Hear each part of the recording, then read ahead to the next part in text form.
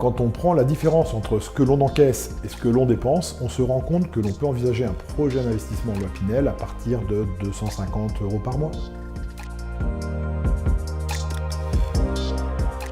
Oui, le neuf est plus cher que l'ancien, cela s'explique et ce n'est pas lié à la réduction d'impôt Pinel. Pourquoi le neuf est plus cher? Déjà parce que les frais de notaire sont plus faibles dans le neuf, qu'il n'y a pas d'intermédiaire comme une agence immobilière, qu'il n'y a pas de travaux et surtout les normes énergétiques et du bâtiment sont bien meilleures. Donc on va constater cet écart de prix, mais par contre ce n'est pas du tout lié à la réduction d'impôt.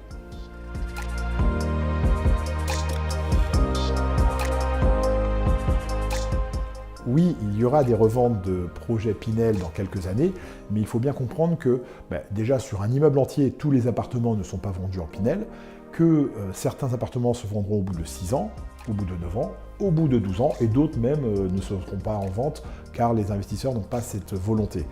Donc on constate dans les faits que les ventes ne vont pas se produire en même temps, mais étalées sur plusieurs années, et on va avoir peut-être un mois un appartement en vente, et 2 mois après un deuxième appartement en vente.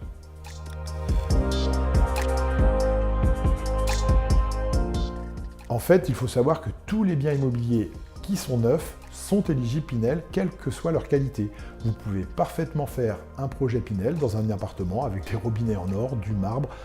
Ça, ce n'est pas du tout contraignant.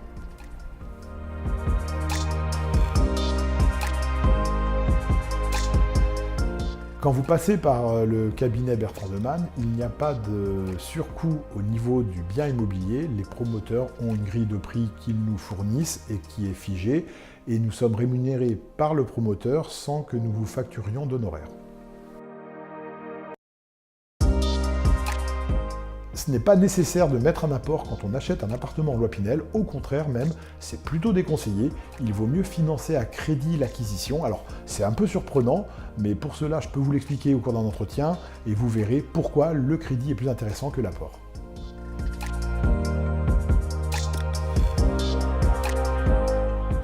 Quand on achète un appartement ancien, c'est vrai que le prix facialement paraît plus faible.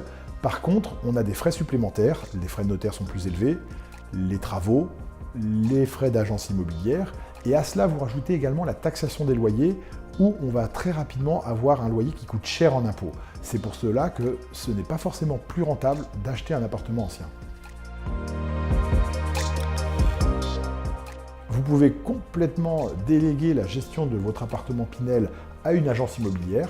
C'est une charge déductible, donc déjà ça coûte moins cher, et en plus ça vous dégagera beaucoup de temps, et on s'aperçoit que les clients qui font des opérations Pinel n'ont pas forcément énormément de travail à effectuer.